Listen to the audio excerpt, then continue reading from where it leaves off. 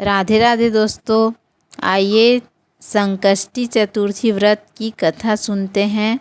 इसे सकट चौथ या तिल चौथ भी कहा जाता है। तो आइए इसकी कथा शुरू करते हैं। एक शहर में देवरानी जेठानी रहती थी। जेठानी अमीर थी और देवरानी गरीब थी। देवरानी गणेश जी की भक्त थी। देवरानी का पति जंगल से लकड़ी काटकर बेचता था और अक्सर बीमार रहता था।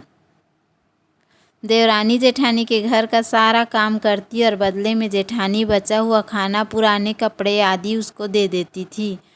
इसी से देवरानी का परिवार चल रहा था। माघ महीने में देवरानी ने तिल चौथ का व्रत किया। 5 आने का तिल व गुड़ लाकर तिलकुटा बनाया। पूजा करके तिल चौथ की कहानी सुनी और तिलकुटा छीके में रख दिया और सोचा कि चांद उगने पर पहले तिलकुटा और उसके बाद ही कुछ खाएगी। कथा सुनकर वह जेठानी के यहाँ चली गई। खाना बनाकर जेठानी के बच्चों को खाने को कहा तो बच्चे बोले, माँ ने व्रत किया है और माँ भूखी है। जब माँ खाना खाएगी हम तभी खाएंगे। जेठ को खाना खाने को कहा। जेठ जी बोले मैं अकेला नहीं खाऊंगा। जब चांद निकलेगा तब सब खाएंगे, तभी मैं खाऊंगा। जेठानी ने उससे कहा कि आज तो किसी ने भी अभी तक खाना नहीं खाया है, तुम्हें कैसे दे दूं? तुम सुबह सवेरे ही बचा हुआ खाना ले जाना। देवरानी के घर पर पति बच्चे सब आस लगाए बैठे थे कि आज त्योहार है, इसलिए कुछ पकवान आदि खाने को मिलेगा। परंतु बच्चों को पता चला कि आज तो रोटी भी नहीं मिलेगी, तो बच्चे रोने लगे। उसके पति को भी बहुत गुस्सा आया। कहने लगा, सारा दिन काम करके भी 2 रोटी नहीं ला सकती तो क्या काम क्यों करती हो? पति ने गुस्से में आकर पत्नी को कपड़े धोने से मारा। धोना हाथ से छूट गया तो पाटे से मारा। वह बेचारी गणेश जी को याद करती हुई रोते रोते पानी पीकर सो गई। उस दिन गणेश जी देवरानी के सपने में आए और कहने लगे, धोने मारी, पाटे मारी, सो रही है या जग रही है? वह बोली, कुछ सो रही हूँ, कुछ जग रही हूँ। गणेश जी बोले, भूख लगी है, कुछ खाने को दो। देवरानी बोली, क्या दूँ? मेरे घर तो अन्न का एक दाना भी नहीं है। जेठानी बचा खुचा देती थी, वह भी आज नहीं मिला। पूजा का बचा हुआ तिलकुटा छीके में पड़ा है, वही खा लो। तिलकुटा खाने के बाद गणेश जी बोले, धोने मारी, पाटे मारी, निमटाई लगी है, कहाँ निमटे? वह बोली, पूरा घर पड़ा है, जहाँ इच्छा हो वहाँ निमट लो। फिर गणेश जी बच्चे की तरह बोले, अब कहाँ पोंछूं? नींद में मग्न। अब देवरानी को बहुत गुस्सा आया। वह कब से तंग किए जा रहे हैं, सो बोली, मेरे सर पर पोंछो। और कहाँ पोंछोगे? सुबह जब देवरानी उठी तो यह देखकर हैरान रह गई कि पूरा घर हीरे मोती से जगमगा रहा है। सिर पर जहाँ विनायक जी ने पोंछनी कर गए थे, वहाँ हीरे के टीके व बिंदी जगमगा रहे हैं। उस दिन देवरानी जेठानी के यहाँ काम करने नहीं गई। बड़ी देर तक राह देखने के बाद जेठानी ने बच्चों को देवरानी को बुलाने भेजा। जेठानी ने सोचा, कल खाना नहीं दिया इसलिए शायद देवरानी बुरा मान गई है। बच्चे बुलाने गए और वह बोली, चाची चलो, माँ ने बुलाया, सारा काम पड़ा है। देवरानी ने जवाब दिया, अब उसकी ज़रूरत नहीं है, घर में सब भरपूर है गणेश जी के आशीष से। बच्चों ने घर जाकर माँ को बताया कि चाची का तो पूरा घर हीरे मोतियों से जगमगा रहा है। जेठानी दौड़ती हुई देवरानी के पास आई और पूछा, क्या सब कैसे हुआ? देवरानी ने उसके साथ जो हुआ वो सब कह डाला।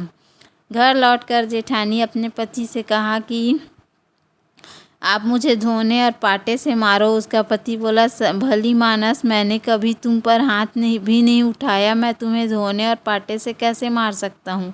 वह नहीं मानी और जिद करने लगी। मजबूरन पति को उसे मारना पड़ा।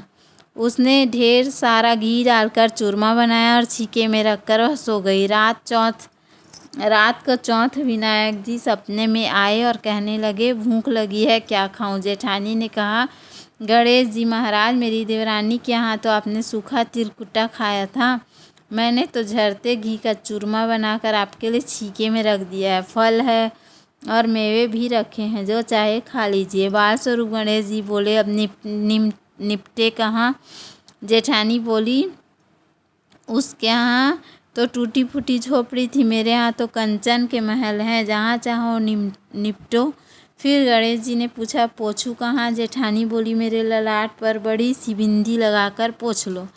धन की भूखी जेठानी सुबह बहुत जल्दी उठ गई। सोचा घर हीरे जवाहरात से भर चुका होगा, पर देखा तो पूरे घर में गंदगी फैली हुई थी, तेज बदबू आ रही थी। उसने सिर पर भी बहुत सी गंदगी लगी हुई थी।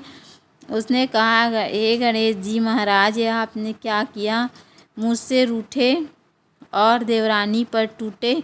जेठानी ने घर की सफाई करने की बहुत ही कोशिश करी, परंतु गंदगी और ज़्यादा फैलती गई। जेठानी के पति को मालूम चला तो वह बहुत गुस्सा हुआ और बोला, तेरे पास इतना सब कुछ था, फिर भी तेरा मन नहीं भरा।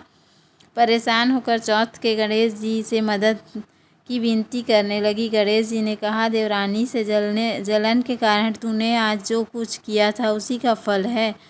अब तू अपने धन में से आधा उसे दे देगी, तभी यह सब साफ होगा। तब उसने आधा धन बांट दिया और किंतु मोहरों की एक हांडी चूल्हे के नीचे गाड़ दी। उसने सोचा कि किसी को पता नहीं चलेगा और उसने उस धन को नहीं बांटा। उसने कहा, हे श्री गणेश जी, अब तो अपना यह बिखराव समेटो। वे बोले, पहले चूल्हे के नीचे गाड़ी हुई मोहरों की हांडी सहित ताक में रखी 2 सुई के भी 2 हिस्से कर। इस प्रकार गजानन के बाल स्वरूप में आकर सुई जैसी छोटी सी चीज़ का बंटवारा किया और अपनी माया समेटी। हे गणेश जी महाराज, जैसे आपने देवरानी पर कृपा की वैसे सब पर करना। कहानी कहने वाले, सुनने वाले, हुंकारा भरने वाले सब पर कृपा करना, लेकिन जेठानी को जैसी सज़ा दी वैसी किसी को मत देना। उम्मीद है आपको हमारा वीडियो पसंद आया होगा। यदि हमारा वीडियो पसंद आया तो वीडियो को लाइक करें, चैनल को सब्सक्राइब करें। धन्यवाद। राधे राधे।